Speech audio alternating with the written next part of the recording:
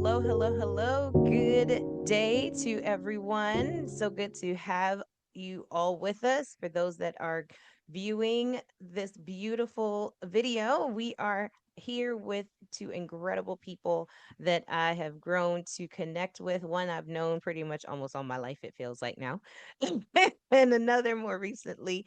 But today's topic is going to be something that is going to be potentially sensitive for small ears. So if you have little ones around and you may not think it would be best for them to hear about the topic, it's okay to go ahead and put some earmuffs on or have them step out the room or put your earbuds in because we're going to be talking about human trafficking as we are in the month of July.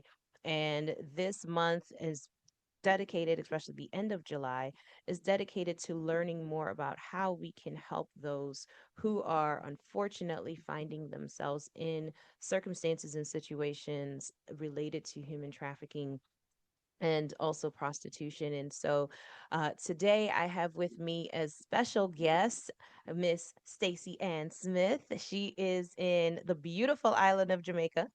Hey. I'm always going to be prejudiced. It is what it is. Just a tad. Just a little bit, just a little bit. And she is the founder of an organization called Pursuit International. And they have been doing some great work over the past few years on the island, helping women who have unfortunately found themselves in some very, uh, I say difficult situations. I'm going to let her give more details on that in a moment. But I also have with me, as I guess we're officially co hosts, Yeah. Reverend Dr. Allen, who we were a part of a great talk this past week. So if you have not seen any of the videos, please feel free to jump on his page and I'll have some videos posted soon as well. But we talked about the importance of talking about suicide in the Christian community or in faith community in general because it's a serious conversation that we're not having. And so the purpose of today, and I'm Dr. Melissa Tools. I am the owner of Melissa K. Hart and Tools Therapeutic Services. And ultimately, my goal is to educate, equip, and encourage all that I come in contact and all who I come in contact with information about mental health, mental wellness, and how to build your faith all at the same time.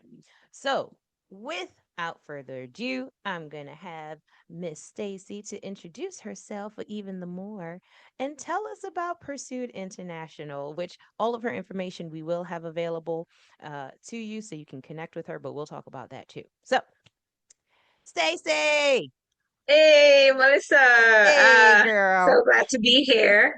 So glad to be able to shed some light even more on the issue of human trafficking and how we as Jamaicans, how myself as a Jamaican woman is tackling the issue. I first learned about the issue of human trafficking because I read an article in a magazine that I was one of the writers for. It was a Christian based online magazine and mostly from the Australian side. So I got to see and read news about what's going on that side of the world. And one of my co-writers spoke about an issue about sex tourism in Southeast Asia and was challenging the country as a whole to look more into the issue. So curious, I Mhm. did some research and I went on I guess you a rabbit hole of Rabbit hole. research.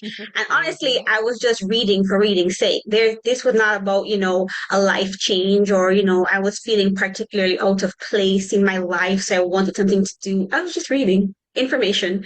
And as I continued to read, there was a ministry that I knew of that was doing work in Southeast Asia. And the only way to get further information was if I sent an email asking for information. This felt like a commitment that I wasn't ready to make. But it's like, just send the email. I sent Hmm. the email and she responded, with their great need for support and, the extent of what they did. They did work in brothels. They did work in what was called a fishbowl. And a fishbowl is where there are women in a room lined off row by row on benches. And then one side of the room is a glass window.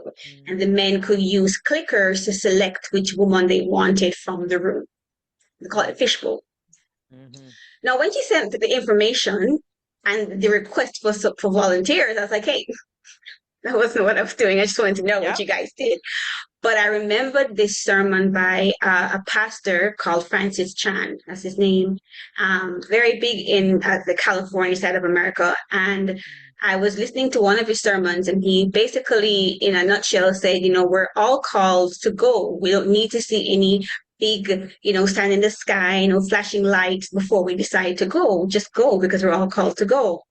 And you know how it is. God lines up everything. It's no coincidence. I saw that Hello. sermon before I got, wind of this ministry. And so I left my country, my job, my family, jumped on a plane and went over to Southeast Asia for 3 months. I told my people 3 months of volunteer work. Well, those three Mm-hmm. months turned to 9 months.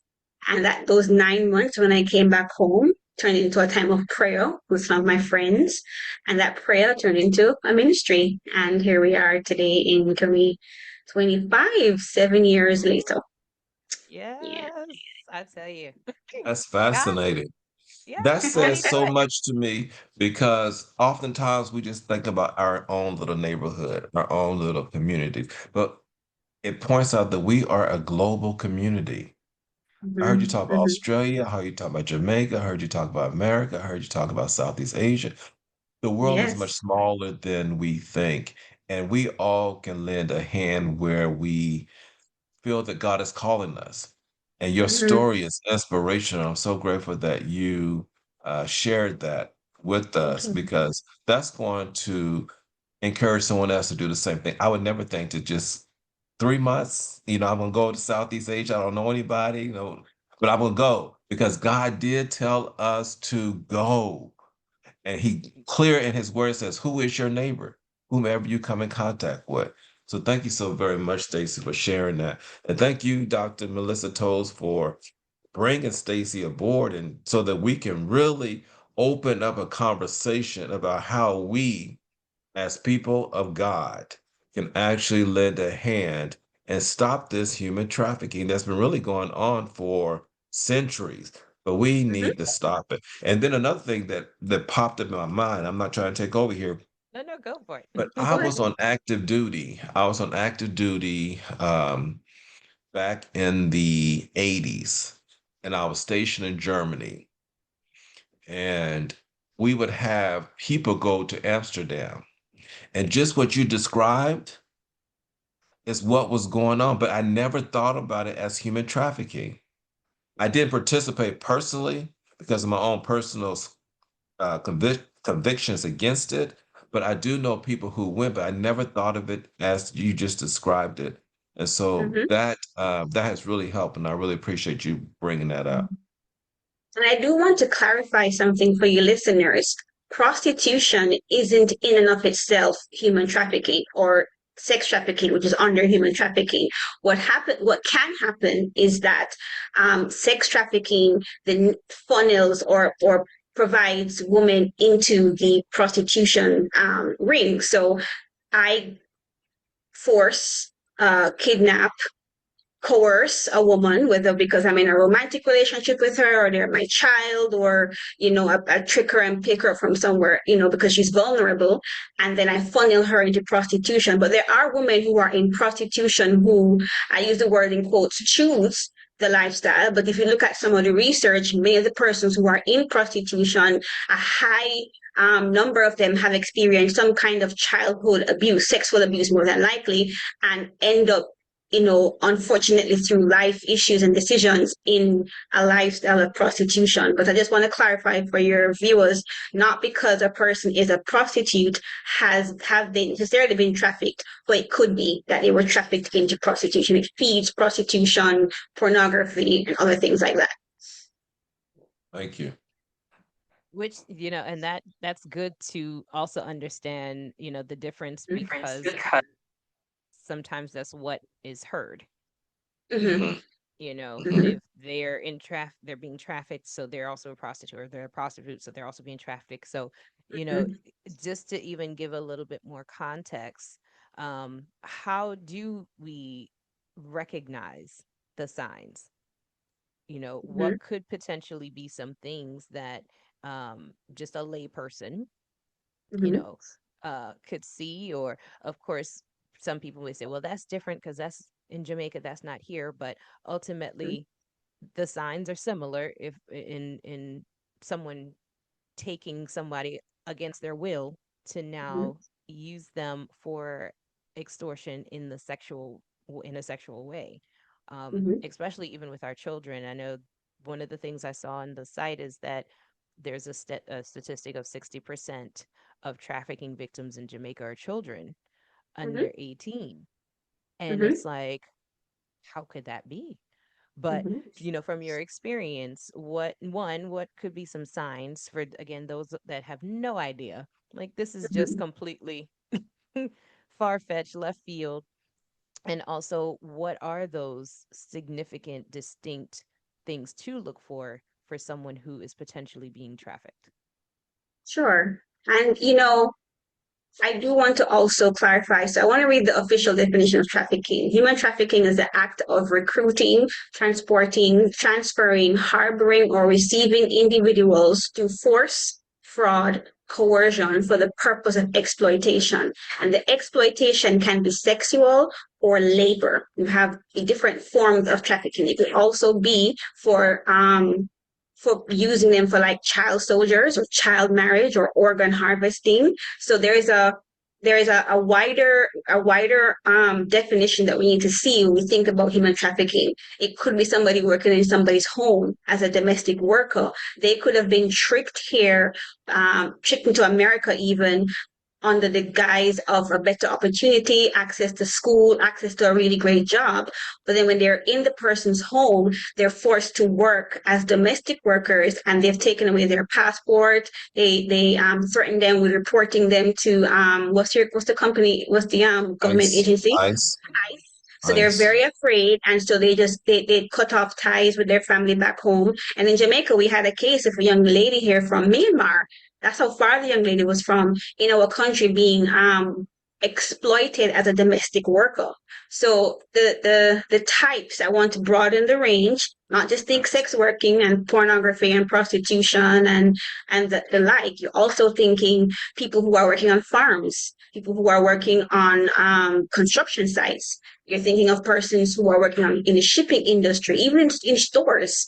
These persons could have been trafficked into either America, Jamaica, anywhere around the world. That's And some of the interesting. signs you're looking for, yeah, some of the signs you're looking for is lack of freedom, always being spoken up for. So the person never speaks. It's always somebody else speaking for them wherever they go.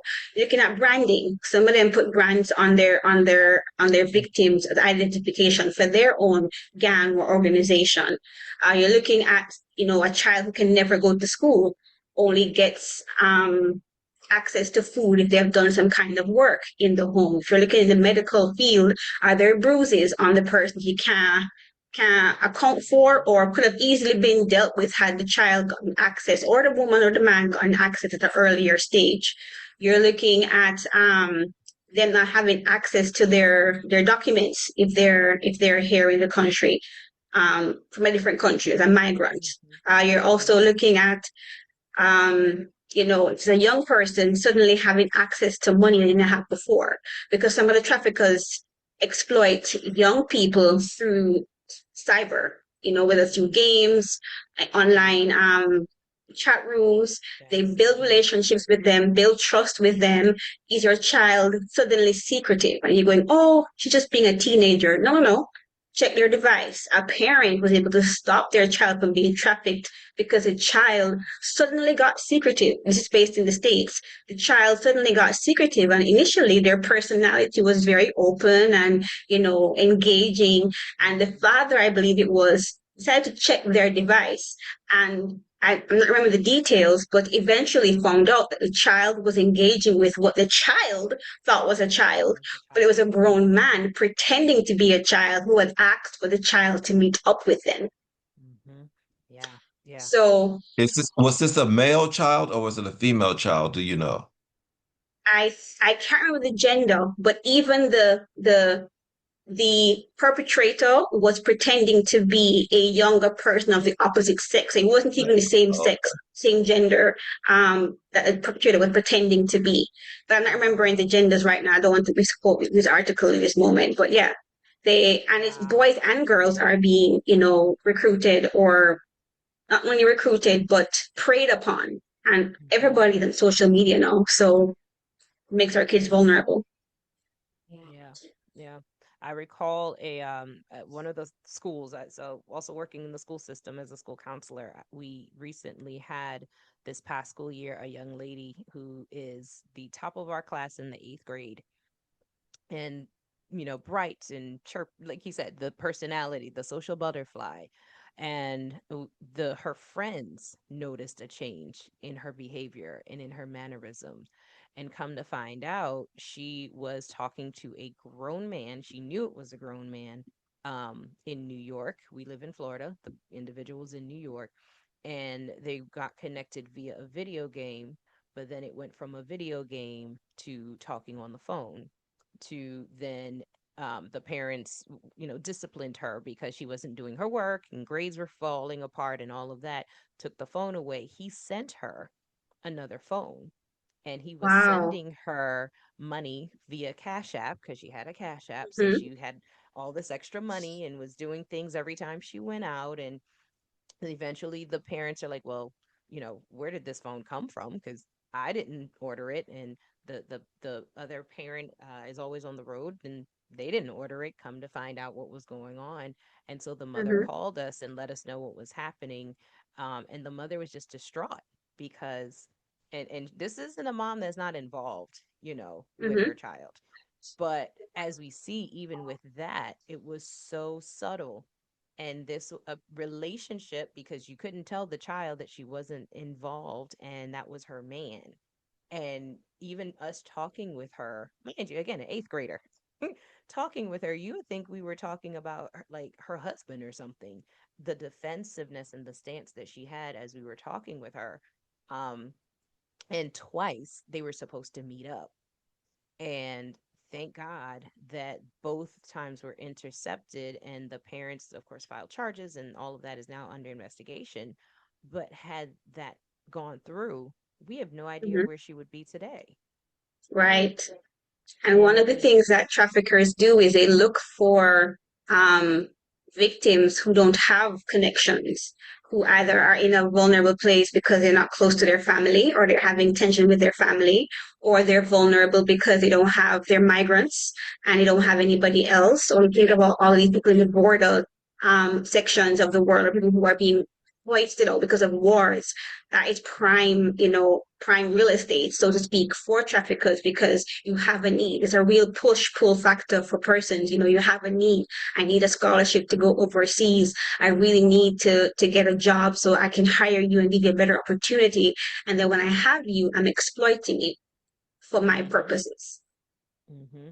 Wow. These devices, it's so hard for parents now to protect their children from Mm-hmm. predators. Because what I heard you say, Dr. Tools, is that this young person had both their parents, Mm-hmm, Mm-hmm. but the device, mm-hmm. there was Device. there's no control over that device and how someone can manipulate a young person. Eight, Mm-hmm. Right.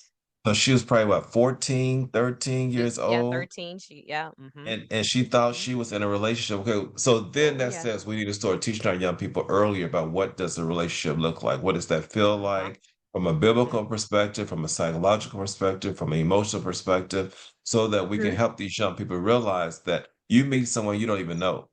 We can't Yeah. trust Mm-hmm. everybody. We got to help them to understand that we have to increase our trust level so that these predators will come into our homes and steal our young people. Yeah. That Mm-hmm. that that's Yeah. really alarming. That story is very alarming. And I can imagine as a school counselor, you probably have heard more stories like that. Oh yeah. We even had a 5-year-old that was in our school that we found out the parent was her trafficker. And it was on and she Yes, you was do have relocated. familial trafficking. Yes. Definitely here in Jamaica as well. Yeah. that oh my gosh. And when we saw this just precious baby, she was beautiful, Hispanic background, and just gorgeous. And she was still, thank God, still a childlike mind. Um, it was caught early. Unfortunately, she was um, touched and she was used by an adult. But the father found out what was going on and then was able to rescue her and brought her here. However, the again, just the thought of this precious little girl or anyone being utilized in that way. When I tell you, this is why we talked about Dr. Allen, there's some people that we can't work with. Right, Mm-hmm. right, exactly. I would not be able to work predators of any kind or any of, Right, and that's just Yeah, not where I that's not can. my I can't. freedom. I We have that can't. freedom. No, yeah, yeah. yeah, I want to run you over and put you under the right, jail right. immediately. And probably some other things too. And that ain't godly. So Mm-hmm. No, you're so right. Harming children, innocent children, and senior citizens, that's just yeah, I'm it's done. evil. It's pure evil. So, but to that point though, Stacy, what are some challenges though that you have run into as you've been working with, the women that you guys have um just done so much work with over the years? What are some of your challenges um as Pursuit International is continuing to grow and extend its reach and its mission? The challenges vary as it relates to the women. Many of them don't even know they have been trafficked. Like I learn about their trafficking stories while working with them. So they are presently in the lifestyle of prostitution. But as I get to know them, I hear how they got into it. And I hear one is 14 and her mother kicked her out and her boyfriend kept her living with him, but she had to have sex with some men to help pay for the bills in the house and keep the house and work the house even at 14. She would never define it as trafficking. There's another young lady who friends promised her that she could come and live with the friend and her. She's the same age, two teenagers, and the teenager says, "Come and live with me and my family in the Kingston area." So Kingston for us is the metropolitan, the capital, and they were living in a more country, rural area. And so, because of her home life, which was tumultuous, and her engagement with the government agencies, this opportunity seemed amazing. And so she came to Kingston to live with what she thought was her friend's family. Then the friend leaves her to say, "I'm going to go see my grandma and come back." And she never comes back. And when I met the young lady, as far as she was concerned, the man who was with her was her boyfriend, but that's the man who she went to live with at 16 Wow. Wow. and began having sex right away with people on the road. But as far as she Mhm. was, they didn't even know. So when the police come and do raids, they are against the police because they're like, "You're coming against me," because they have no idea that they have been victimized. Mm. So that's another a part of the work. You're thinking awareness for the people who are trying to stop it, but there's also awareness for the victims. Like what you've been through is exploitation. It's wrong what you've been through. Maybe you're able to move around freely now, but how you got into this, how they have coerced you, and you guys are all psychologists, I believe, and understand how coercion works. So people are not seeing shackles, but they're shackled up here. Yes, yes. That teenage girl is shackled up here. These perpetrators use coercion, and it's part of what was heartbreaking for me without knowing all the details of the Diddy case, how coercion works. And so you as a juror, you're not seeing anything shackling Cassidy. She's texting back what seems like affirmation of her involvement. And so you just go, "Oh, you were complicit," but you don't understand how coercion works, Mhm. Right. Mhm. how entangling it is to be coerced by a skilled perpetrator. They know what they're doing. So that's one challenge that we picked up on. Also, lack of resources. As a country, we continue to do our best to provide support for the women, but sometimes there aren't enough resources for the older victims. So a lot of funding goes into supporting teenagers and children, but not enough is being done to provide support for any victim over the age of like 18 or 21. Housing,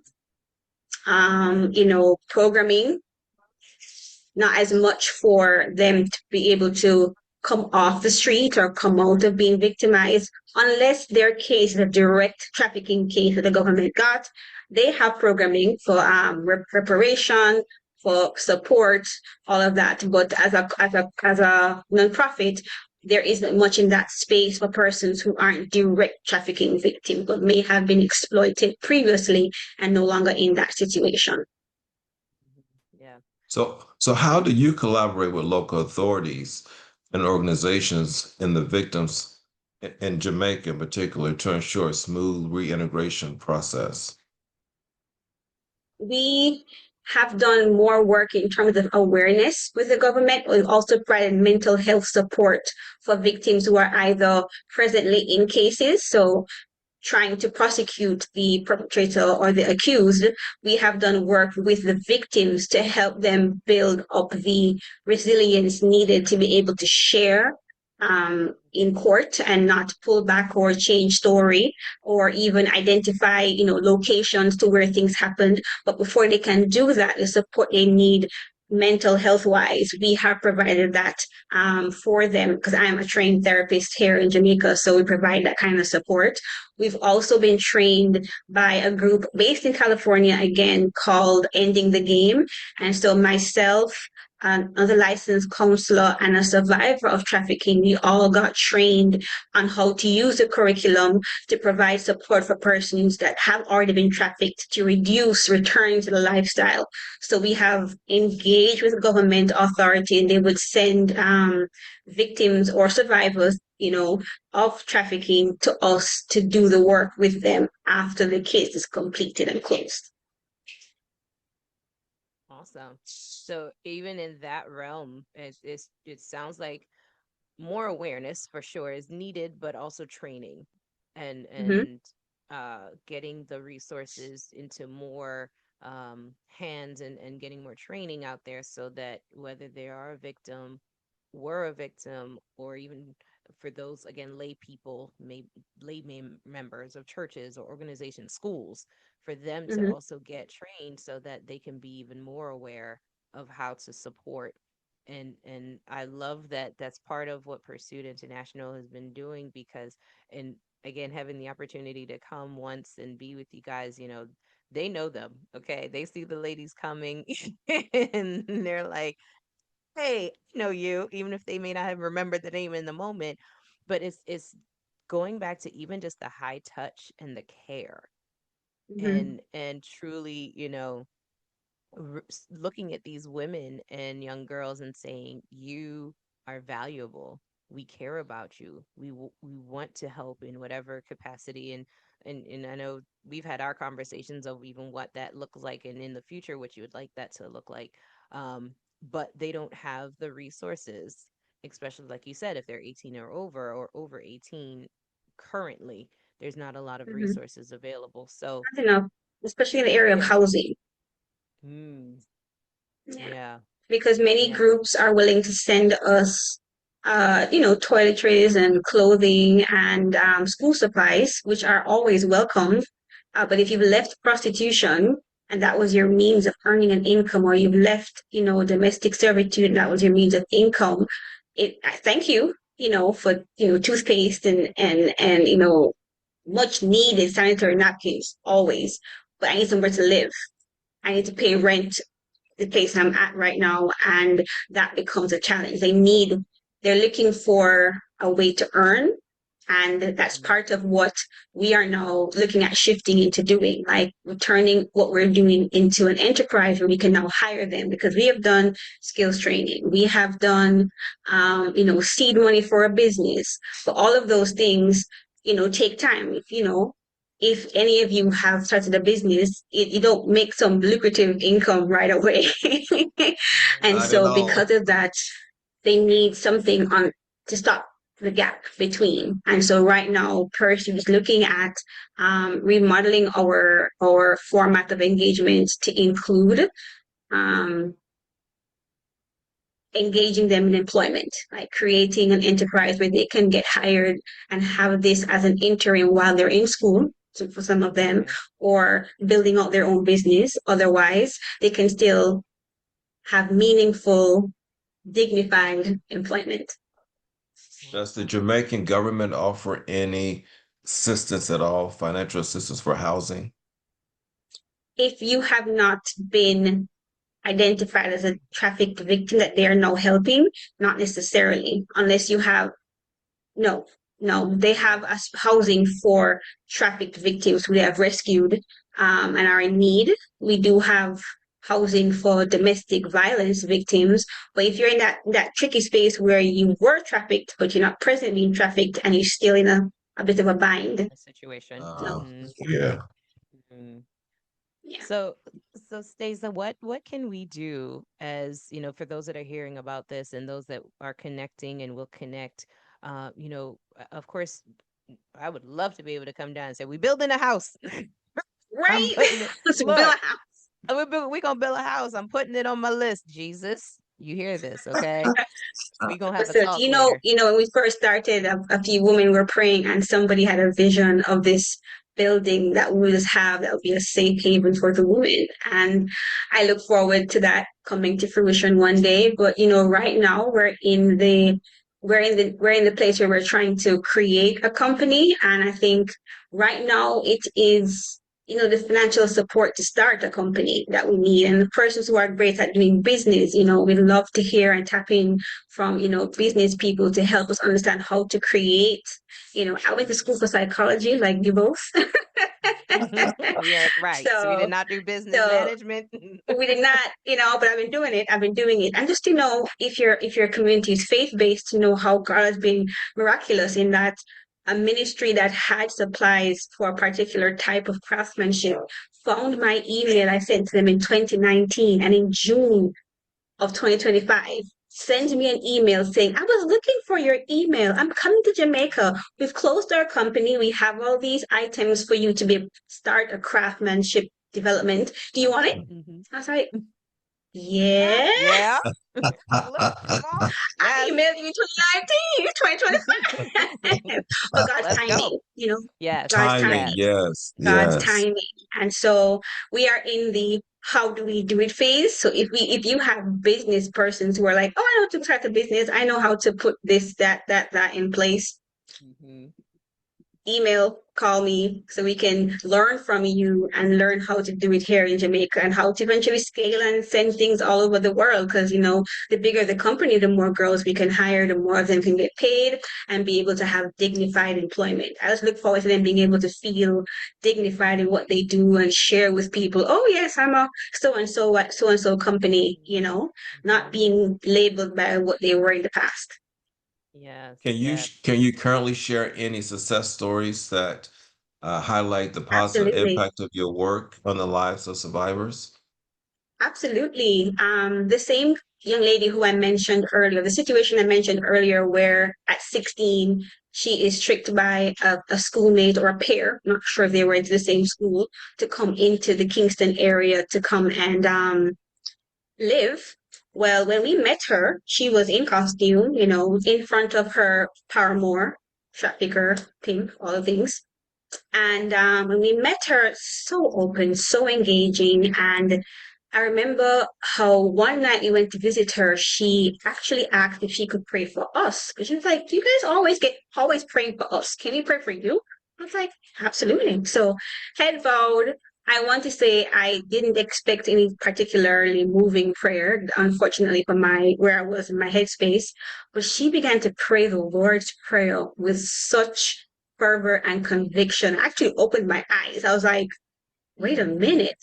Mhm. And through our relationship with her, one day she called us and said, I left him. I'm like, left you left him? She's like, yes, I'm back home with my foster mom, I think it was. And she goes, I need help with starting up something to do financially. So we got a company in Jamaica to stock her little mini shop on the road. That didn't pan out because, again, business skills she didn't have. Everybody began taking things on credit. It just didn't work Mhm. out. And Mhm. so she called us one day. She's going to be a security guard. Okay, we're going to help with that. And then eventually, through a couple back and forth, right now she's free of the guy. She is engaged to be married to a gentleman who loves her and is amazing. She comes to our trainings and talks about her testimony and is living a successful life right now as a free woman. That's a Wow. Look beautiful at God. story.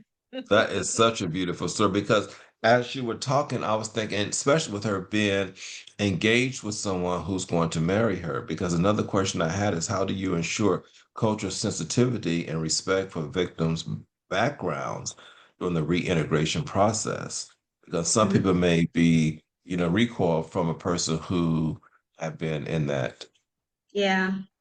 Yeah, it can be hard. And I continue to learn through other groups. I think a big part of being in this industry is learning from other groups who are doing the work. And there is a group in I don't know why everybody in California who I'm following, I didn't plan it, but they're also in California called Treasures.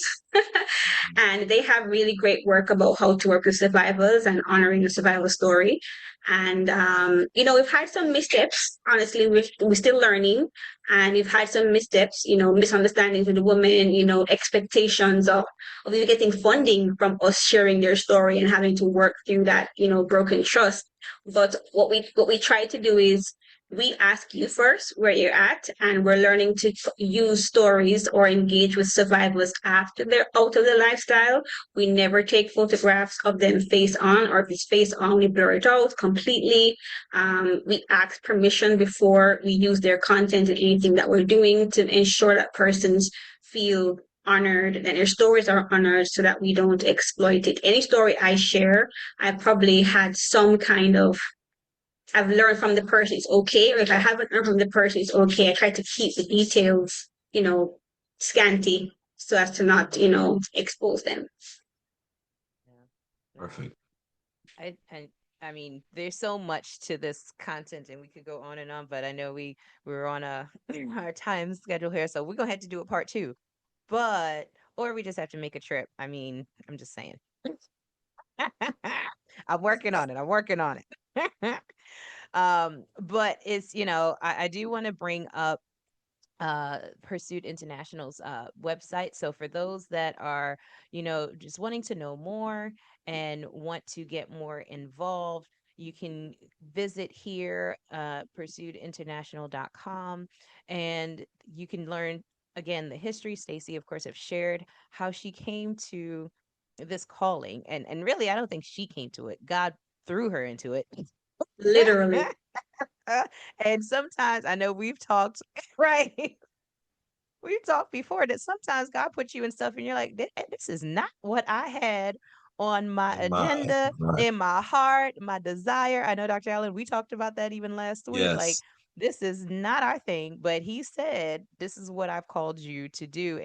And he equips us Do it. to do it. So you can visit online on their page. You can learn more again about their story. You can learn how to donate, even just to get more educated and get more information about what they're doing. And I encourage everyone that will be viewing this to also share this with your leadership, share this with your churches, share this with your organizations. As Stacy has shared, if you have the business know-how, even international business, I know that's something that we were researching, and just you know the various things that are needed, because at the end of the day, this is also about saving lives and continuing to spread the gospel, but in a way that is not just preaching. I think sometimes we forget that God didn't always preach.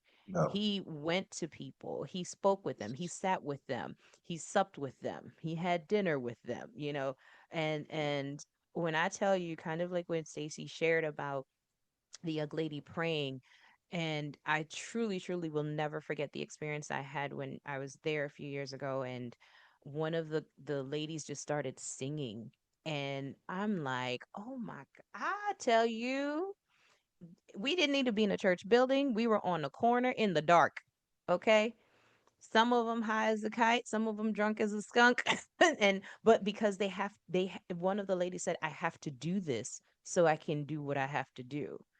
And it's not because she wanted to be there. That wasn't her desire. That wasn't her dream. But when I tell you, this girl need to be like on an idol show or in somebody's choir on a CD or something, the most beautiful voice, and she sang from her soul. And I had to hold back the tears because I'm like, nope, I can't do it. I can't do it. But these are people, someone's mom, someone's daughter, someone's aunt, someone's cousin. These are women and young ladies. And yes, we know there are young men out there too, but for the sake of this conversation, we're talking about just, individuals that have been exploited, have been used, have been abused, have been through some serious situations. And I I I could just I'm telling you, I could just cry. I have the image in my head even now, but were amazing individuals. And when they shared their stories or they shared what they hope to do one day, none of it involved still being in that lifestyle. And I truly believe because of organizations like Pursuit International and all those that are in various locations and around the world, I truly believe that God is going to increase and put his hand on, these group of women that have come together to say, you know what, we're going to make a difference and we're going to go out. We're not just staying in the four walls, and we'll pray for them if they come, nor are we going to look at them any kind of way because they're not dressed appropriately you know I mean, that's a whole nother level. So hey, whole nother conversation. But I do truly want to thank, Stace, for this time. And again, they can see and go to the website, but anything in particular or any other locations, I know you're also on social media, that you Yes, would we're on like us to. Instagram, we're on Facebook, we have a YouTube channel. And also, if you go to our homepage, if a person just wants to learn more about human trafficking, they can learn on their own from our website. We have a training available for free right here. Click here for the training, Awesome. and persons can get to know what is human trafficking around by based on the international definition and also what's happening in Jamaica. But our training was based on content we got from the USA, and it was funded by the European Union and Rise Life. So persons can enroll and get training on their own time. It's 30 minutes, and then they can know and they get certified that they know what child trafficking is. Awesome. Wow. This is awesome. I'm Yes. so excited to see this. I know this was another conversation we had talked about a few years ago, and look at that. And here it is. And I Yes. tell The you, Lord's God is timing, girl. He be taking his own time. look. Again, we gonna have a conversation, Jesus. We gonna need to talk because Ah, sometimes I wonder. So, but I am so grateful and honored that we had this time. And I know, Dr. Allen, again, I'm thankful that you have allowed us to even have this space. And if you want to share your counseling program and organization as well, if anyone is looking for support and counseling in the States, where can they find you? And ultimately, we will be back on this topic because this is not something that we can just talk about once. We will continue this, but and give you the opportunity to give your information as well, and we'll go from there. Thank you. Thank you so much, Stacy. You have really educated me today, and you've set a fire in me to really be a part of helping people to detangle from this lifestyle. As you was talking to women in the Bible really came to mind, the woman at the well and Mary Magdalene. How do we know how they ended up in the place they were when they met Christ? How do we know what took place beforehand, how they end up being in that lifestyle? So we really don't know people's stories until we really listen and learn and be willing to be open and to provide that help. So thank you so very much. I am the Reverend Dr. Anthony Allen, the founder and CEO of Christ and Counseling 2. I can be found on website christandcounseling2.com. My number is 405-906-6552. You can email me christandcounseling2, all one word, at gmail.com. Also, I have a YouTube channel, Christ and Counseling 2, where you can find the discussion that Dr. Melissa Tools and our team had on last week regarding finding hope in Darkness, Suicide, Understanding Suicide Through Biblical Narratives. They're all out there on all of those different platforms, also Facebook. So we are available for those who need counseling. I primarily focus on, or my history is primarily for veterans and soldiers who have gone to war and have been impacted by war. But I have the ability to visit people and talk to people where they are. My motif is the Good Samaritan. How can I provide care for you? And as long as I'm with you, I provide that care to get you to that next place where you can take things a little bit higher. But I strongly believe that in this day and time that we both need Christ and a counselor because there's so Mm, much going on in life that we have boxes we never unpacked. And mm-hmm. so the Absolutely. best way to do that is to get a Christian counselor that'll help you walk with you slowly to really deal with the things you never dealt with. So again, thank you, Dr. Melissa Tolles, for this very impactful discussion on this afternoon. I look forward to us meeting again on July. July, Yeah, July the July 30th. 31st, whatever the last day is. Yes, July 30th or 31st. We may make it a 2 day.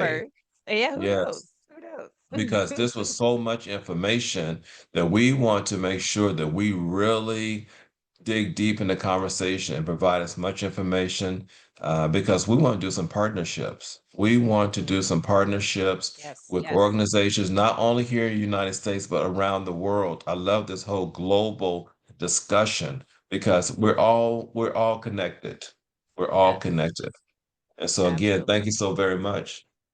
Absolutely. So, yeah, so 30, whatever the last days are, but July 30th and is the World Day Against Trafficking and in persons. And so that is what we are going to honor. And we want to honor that by talking about this very topic. Of course, this video you will see before then, but we're going to come back again and have that discussion.